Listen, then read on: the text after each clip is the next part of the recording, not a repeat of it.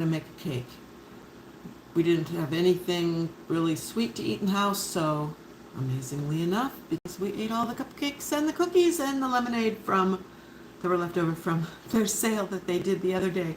So I'm going to start by mixing up the ingredients.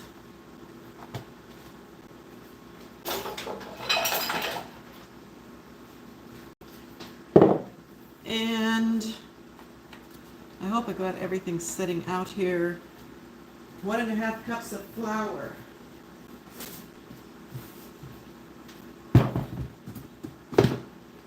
I'm just using all-purpose flour.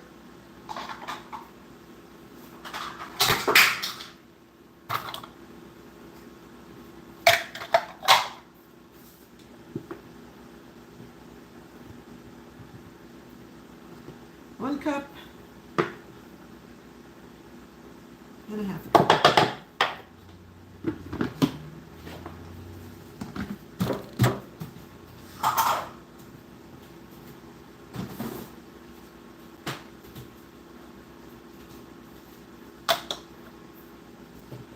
And this particular recipe calls for 1 cup of brown sugar, I believe. Yes, 1 cup of brown sugar.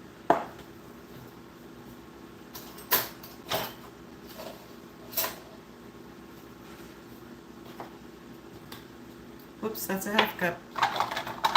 There's a cup.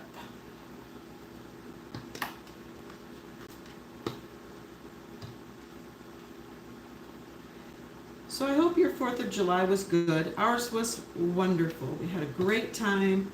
We watched fireworks in the park, and it was spectacular. It really was a great time.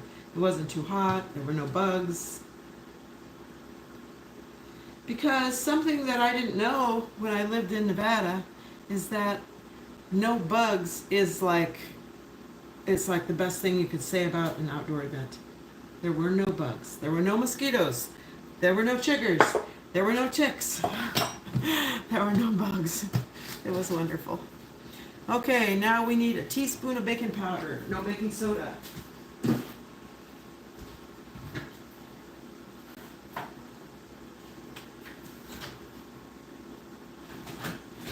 And I actually need to refill my small container that I keep in the cupboard of baking soda.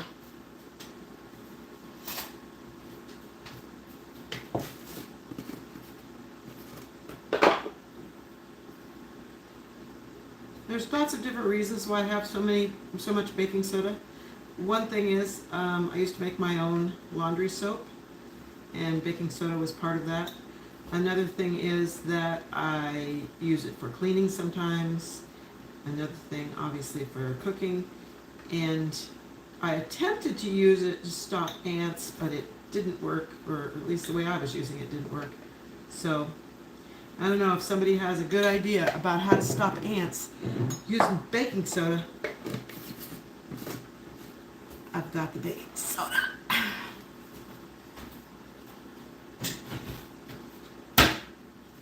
Now we need 1 teaspoon of baking soda.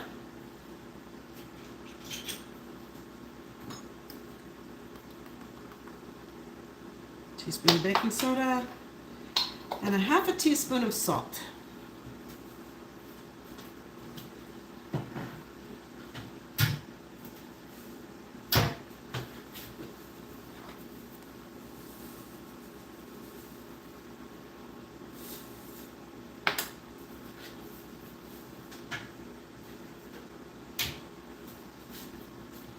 And now we will just kind of mix that together, make sure all those dry ingredients are incorporated.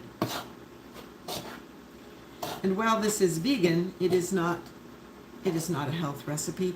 It's obviously got sugar and white flour, and so it's not like health food. I used to make all the baked goods were made with whole grain flour and honey instead of sugar and all of that. And the reason why I stopped is, number one, the cost, because once you have children who are eating you out of house and home, you discover that preparing those foods gets pricey because they're going to eat as much as they would eat of Oreo cookies or something, and it adds up. And the other reason is I don't know, it just like got to me after a while. It's like there was too much of the dark flavor of whole wheat. And I like whole wheat, but it just seemed like too much of a much. It seemed like it interfered with the other flavors. And then, as things do happen, you just kind of start incorporating all the other stuff that you would ordinarily do, like sugar. So now for the spices that I'm going to put in here, I'm going to put 2 teaspoons of ginger, ground ginger. Yes, that's a lot because this is basically a spice cake, but I'm going to put some apple in it. We did that the other day, maybe a couple weeks ago, and it was really good. Okay, and then we need a teaspoon of cinnamon. Maybe let's just make it a fat teaspoon.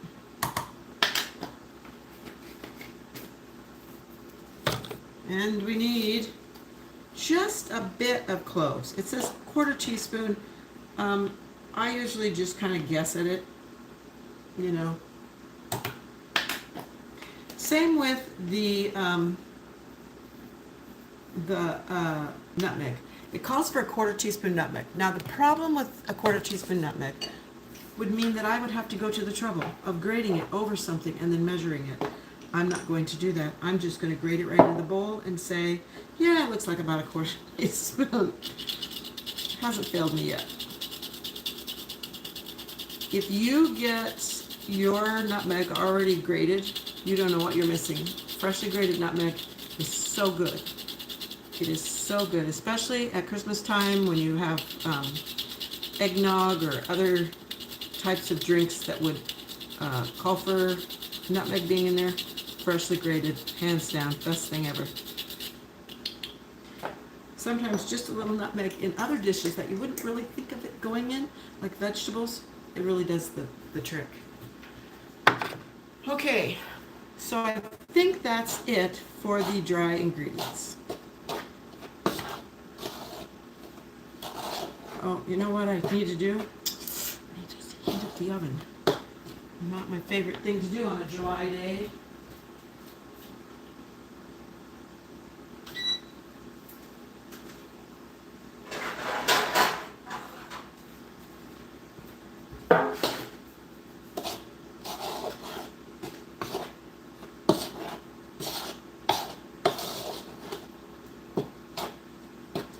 Okay, so we're going to put 2 teaspoons of vanilla in here. It's just better that way. And also this is imitation vanilla and it is not as flavorful as the real deal.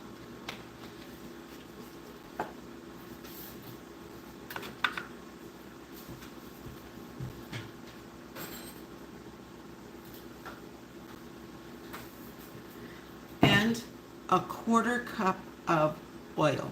Now you could use any kind of oil you wanted, but I like a neutral oil. If you have olive oil that is not extra virgin olive oil, it'll be pretty neutral. There's avocado oil, certain brands, they're neutral. Depending on what you prefer, just use whatever you want. I'm going to use this. If I can find the 1/4 cup. And there it is.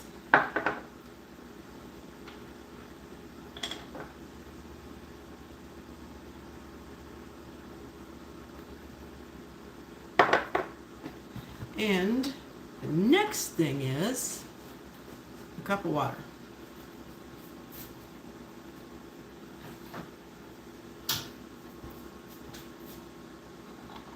So I'm actually going to fill this up twice.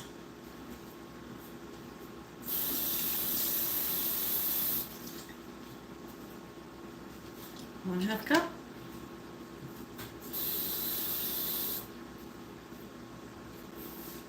One cup. And before I put in vinegar, which is what activates the baking soda, I'm going to cut up this apple, dice it up, and put it in there.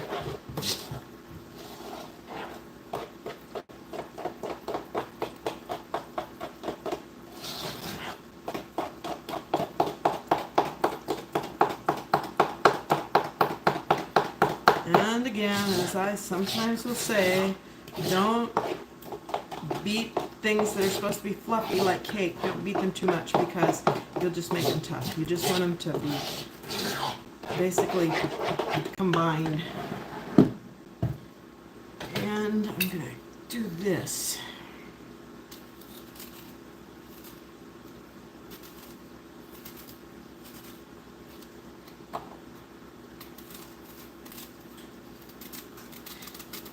My hand's all oily, so it's slipping on the apple.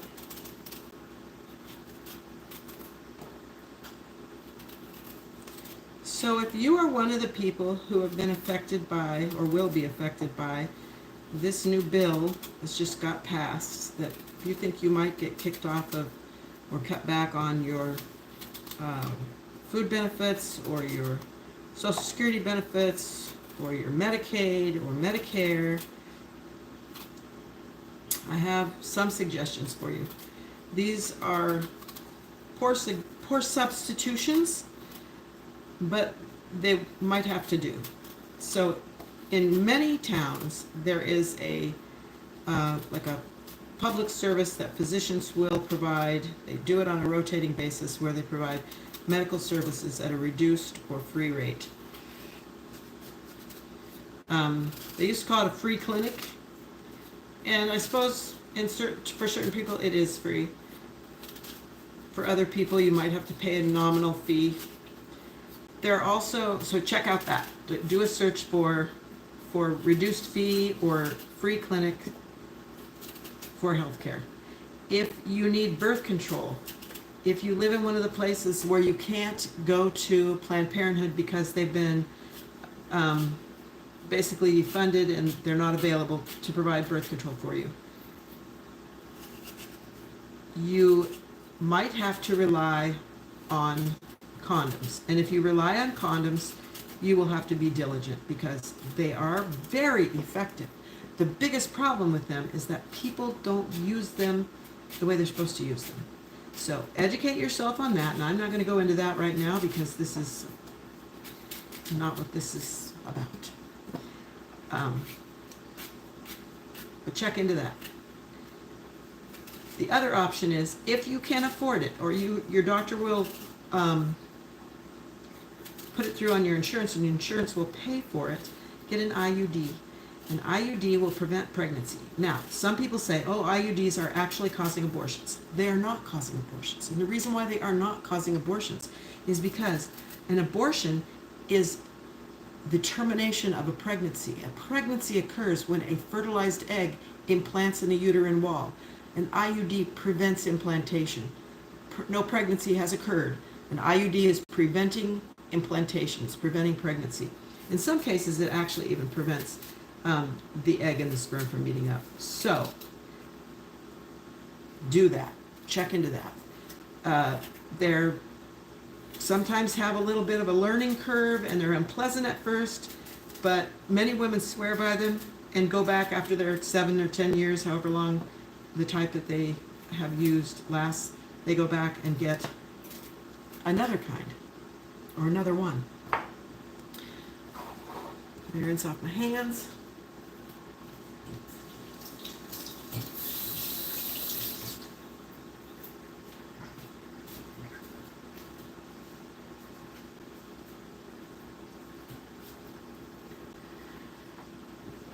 So preventing pregnancy would probably be the most important thing you can do to protect your health if you're a woman in this era of the United States.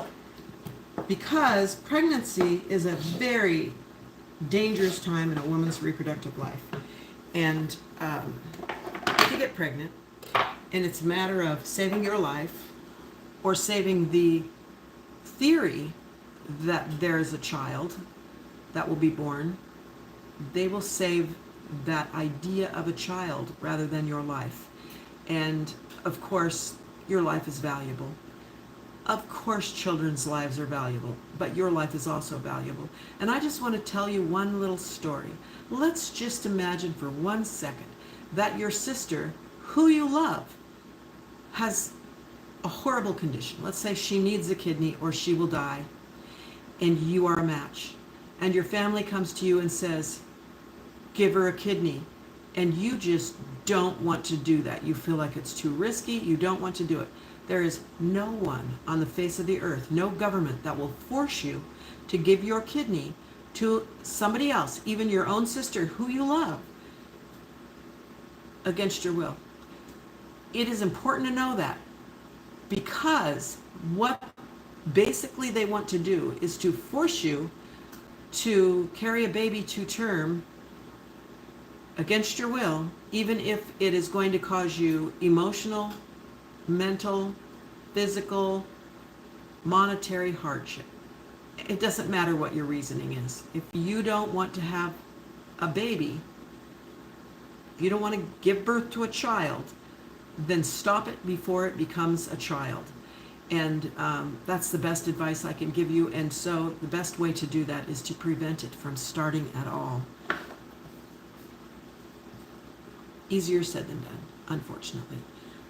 So as far as Medicare, I would say the same thing goes along with Medicaid. Find a free clinic, see if you can find somebody that can help you out.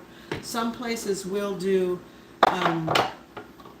they will see Medicare patients, it's called on assignment, which means that they will charge exactly what Medicare will pay. So even if your Medicare benefits have been cut back, those places will not charge you more than what Medicare pays. So if Medicare is only going to pay 10% of the bill, that's what the doctor's office or the medical facility will accept. So that's an important way you can actually get medical care in this time. As far as food goes, the best way you can ensure that you have food and good nutrition for yourself and your family is to cook from scratch. And I know that some people are not able to do that because of their living situations or their kitchen situations, but lots of people can do it. And it might mean getting a bag of potatoes rather than instant potatoes. It might mean getting noodles and cheese rather than a box of macaroni and cheese. Now, in some cases, a box of macaroni and cheese would probably be cheaper, and it's a lot of calories for a little amount of money. Do not resort to eating substandard food or rotten food or expired food. You don't need to. There are also options like food banks. If you call a church in the area and you say, are there any food bank situations? Are there any open pantries, sometimes is what they call them? And you can go and give them $5 and they load up your car and your car is full. Now what it's going to be full of, it might be a bushel of cucumbers. It might be a 5-pound bag of apples. And you'll have to figure out how to preserve those things. So my daughter has a channel called Casey Urban Farm, and she talks about some of those things about how to preserve those foods. I think that that's an important way that you can arm yourself to have food security during these coming times, which can be, they're pretty daunting. I think we're all in for some scary stuff. Okay, let's see. Some people said hi. Michael, hi, Michael. Suzal. I don't know exactly what you're saying to me, but okay. Roberto, hello.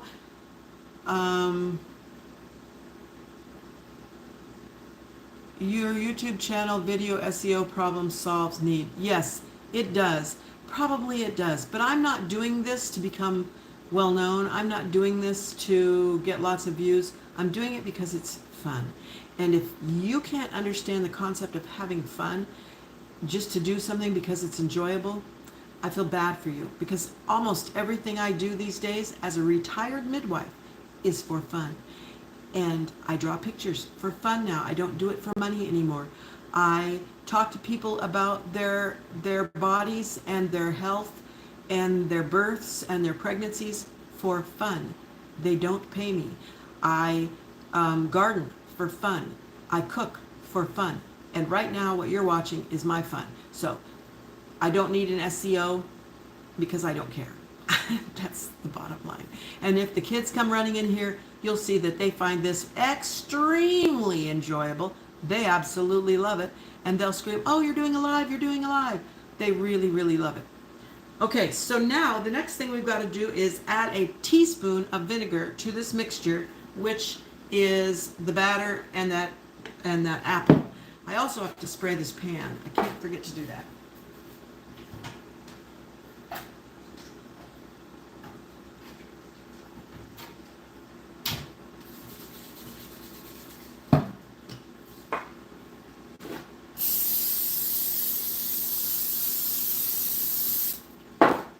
Now, another way you can get food security is grow food. And it's easier than you think. There's a guy named Hucho on YouTube. I suggest watching him because he's talking about growing food in containers.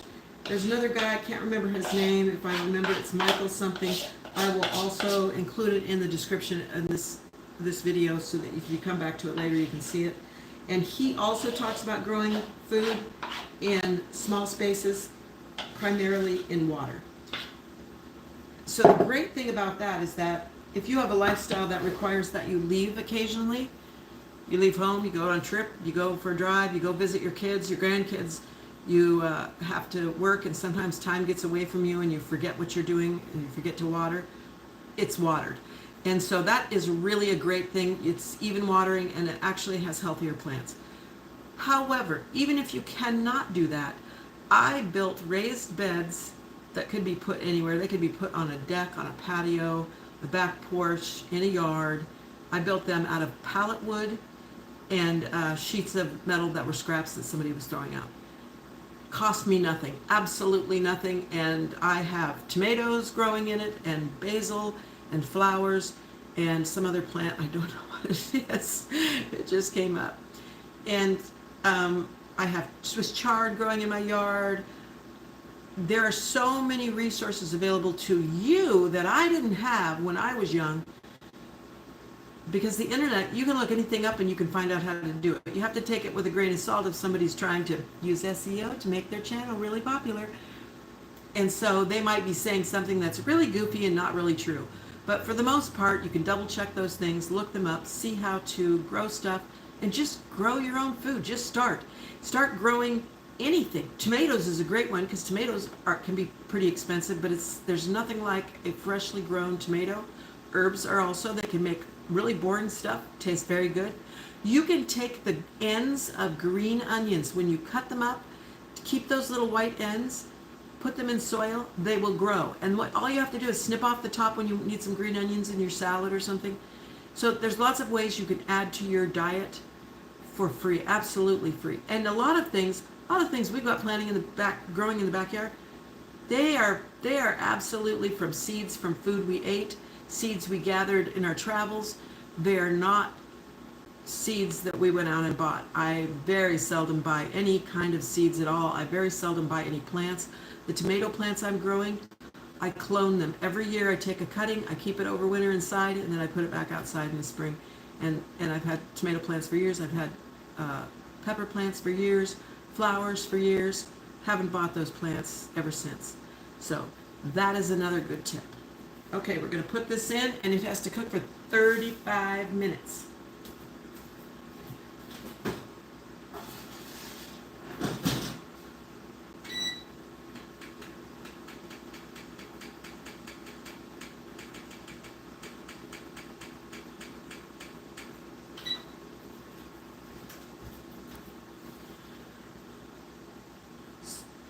If you have questions about how you can survive these coming times, send them to me, and I will try and find an answer for you. My heart goes out to all the people that are scared right now and suffering and worried and trying to figure out how they're going to get through the next few years.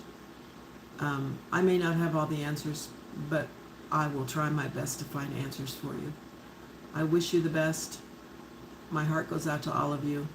But in the meantime, I'm going to have some cake, and it's going to be delicious. And when those kids come in, they'll be so glad I made it.